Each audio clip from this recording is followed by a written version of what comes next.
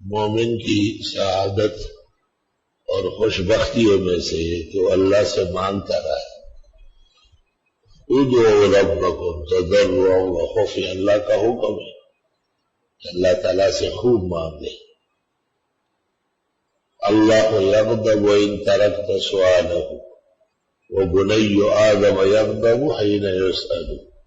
اللہ تعالیٰ سے جب مانگا جاتا ہے وہ خوش ہوتا ہے. بنی آدم کے پاس تو کچھ نہیں ہے، وہ مانگنے سے تنگ ہو جاتا ہے، اکتا جاتا ہے. حدیث میں ہے اگر جوتے کا تسمہ چاہیے اور دیے کا تیل چاہیے تو بھی فصل اللہ سے مانگو، اللہ سبب پیدا کر دے گا، آسانی سے نصیب ہو جائے. چھوٹی چیز ہو یا بڑی، دین یا دنیا کی، اللہ تعالیٰ سے مانگنا چاہیے اور بار بار مانگنا چاہیے. ایک حقیقت دعا ہے ہمیشہ مانگنا، ساری رات مانگنا، فجر میں مانگنا، ظہر میں مانگنا. نبی کریم صلی اللہ علیہ وسلم کی بعض چیزیں رکی ہوئی تھی.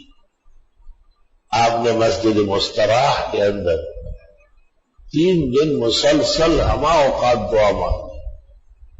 الادب المفرد میں امام بخاری نے نقل کیا ہے. پھر جبریل نے آ کے آپ کو بشارت دی کہ دعائیں قبول ہو گئی.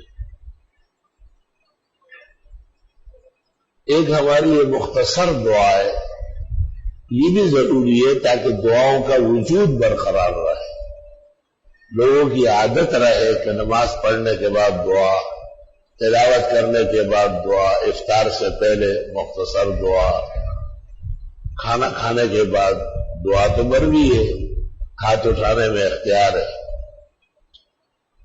مسجد میں داخل ہوتے وقت دعا بغیر ہاتھ اٹھائے، نکلتے وقت دعا بغیر ہاتھ اٹھائے.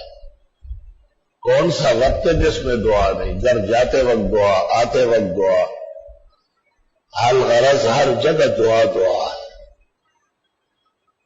یہ عادات الدعا، رسوم الدعا، یہ بھی ضروری ہے تاکہ دعا کا وجود قائم رہے، شکل برقرار رہے.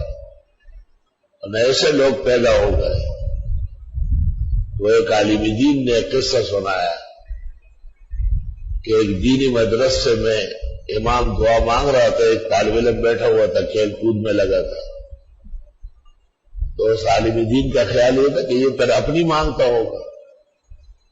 تو کچھ دیر بعد اٹھنے لگا تو انہوں نے پوچھا کہ نہ تو آپ نے امام کے ساتھ دعا مانگی نہ اپنی مانگی، یہ دعاؤں سے اتنے آپ مستغنی ہو گئے، آپ کی ایسی ساری حاجات پوری ہو چکی ہے، پھر بھی تو ایمان، خیر، موت کی خوشی، قبر کے جنت ہونے، حشر و نشر میں کامیاب ہونے، پولیس رات طے کرنے، جنت الفردوس ملنے کی دعائیں ہمہ وقت باقی ہے. تو اس قسم کی کمزور فضائیں چلنے لگی ہے اور لوگ یا دعاؤں سے اکتانے لگے یا اتنے کمزور اعمال میں ہیں کہ اللہ نہیں چاہتا ہے کہ یہ ان سے مانگے. ہمیں تو یہ خوف اور ڈر لگتا ہے. ہمارے اکابر و اسلاف اہل سنت والجماعت، علماء اور اولیاء، سب کا یہ ایمان ہے کہ اللہ سے خوب مانگا جائے. اور مبارک گھڑی یا مبارک مہینہ رمضان شریف کا، یہ تو اللہ کی طرف سے انعام و اکرام کا مہینہ ہے. دعا مانگتے وقت ہاتھ اٹھائے جائے تو برابر اس طرح، بیچ میں تھوڑا سا فاصلہ، اور دعا میں ہتھیلیوں کو دیکھا جائے. حدیث میں ہے ہتھیلیوں کو ایسا دیکھو جیسے ہتھیلیوں سے مانگ رہا ہے. سیدھوں کے سیدھ میں ہاتھ ہو، نہ بہت اوپر ہو نہ بہت نیچے ہو. اور دعا اللہ کے حمد و ثنا سے شروع کرنا ہے، اس کے بعد درود شریف پڑھنا سنت ہے. درود شریف ہی سے دعا شروع کرنا غلط طریقہ ہے. پیغمبر اسلام نے منع فرمایا اور اس شخص کو عجلت باز کہا ہے، جلدی کرنے والا. دعا میں ایمان و اعمال اول ہے، آخرت اول ہے، اور دنیا کی کمزوری ہے، تکالیف، رنج اور غم اپنی اپنی آل و اولاد، اپنے دوست، اقربا، والدین، یہ احسان کرنے والے جو امید دعا کرتے ہیں ان کی سب کی یاد دہانی مناسب ہے۔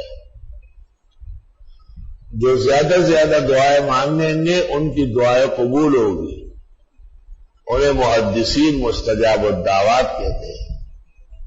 جو نہیں مانتے ہیں یا دعا کے وقت کھیلتے رہے، کبھی بالوں سے کبھی ہاتھوں سے، کبھی ایک آنکھ بڑی کرے کبھی دوسری چھوٹی کرے، یہ سب دعا مسترد ہونے کی علامت ہے۔ جب دعا قبول ہوگی تو بندہ متوجہ اللہ ہوگا، نہ حرکتوں کو حرکت دے گا، نہ چہرے پر وقت سے پہلے ملے گا، نہ اوپر نہ نیچے، بس ایک ادب سیکھ لیا، عمر بھر یاد رکھو، اس کے مطابق مانگتے رہو۔ ادھر ادھر دیکھنا اول و آخر ہو سکتے ہیں، بعد میں بڑی تسلی سے کھڑے رہو، دیکھتے رہو مشرق اور مغرب کو، پنکھے اور لائٹیں بعد میں گنے، دعا کے دوران رب العزت پر متوجہ رہے۔ کم از کم اپنی دعا کی قیمت خود پہ پیدا کرے۔ دعا آپ مانگ رہے ہیں اور کبھی ہاتھوں کو مروڑ رہا ہے، کبھی آنکھ بڑی چھوٹی کر رہا ہے، جنید کی دعا ہے۔ دعائیں ایسی مانگو کہ احتیاج ظاہر ہو۔